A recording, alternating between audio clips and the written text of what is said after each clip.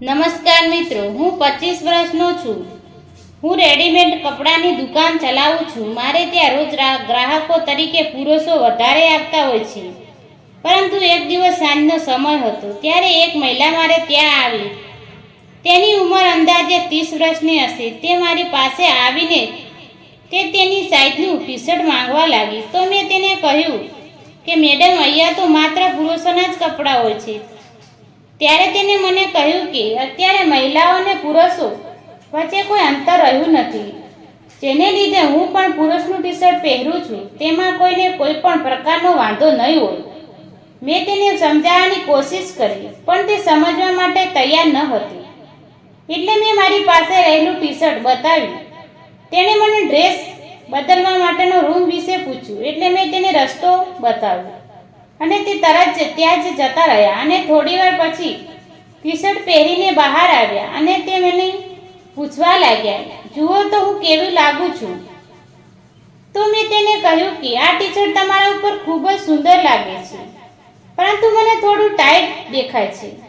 ત્યારે તેને મને કહ્યું કે તમે થોડા નજીક આવો. એટલે હું તેની નજીક ગયો તો તેણે મને કહ્યું કે આને તમે ખેંચીને થોડું ઢીલું કરી આપો તો વધારે સારું. એટલે મેં ટી શર્ટ થોડું ખેંચ્યું ને તેનું ઢીલું કરવાની કોશિશ કરી, પણ એવું થયું નહીં. એટલે મેં તેને કહી દીધું કે તમે ઘરે જઈને ધોઈ નાખશો એટલે ઢીલું થઈ જશે. પરંતુ તેણે મારી પાસેની બીજું ટી શર્ટ માંગ્યું, એટલે મેં તેને બીજું પણ આપ્યું. તે ટી શર્ટ પહેરવા માટે જતા હતા. તે ટી શર્ટ બદલીને બહાર આવ્યા. ત્યાર મેં ચિત્ર જોયું તો જોઈને ખૂબ જ ખુશ થઈ ગયું, કારણ કે ખૂબ જ સુંદર લાગી રહી હતી. અને મેં તેનું નામ પૂછ્યું તો તેણે તેનું નામ કહ્યું.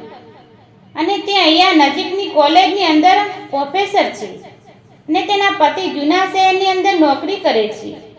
અને તે મહિનામાં ફક્ત એક જ વાર ઘરે આવે છે, જેના કારણે તેની ઘણી બધી તકલીફ પણ થતી હોય છે. અને અંદાજ કરવા માટે કે ફરવા માટે કોઈ સુવિધા નથી. એની વાત ઉપરથી મને લાગી રહ્યું હતું કે તે મને બમ્પર ધમાકો ઓફર આપી રહી છે.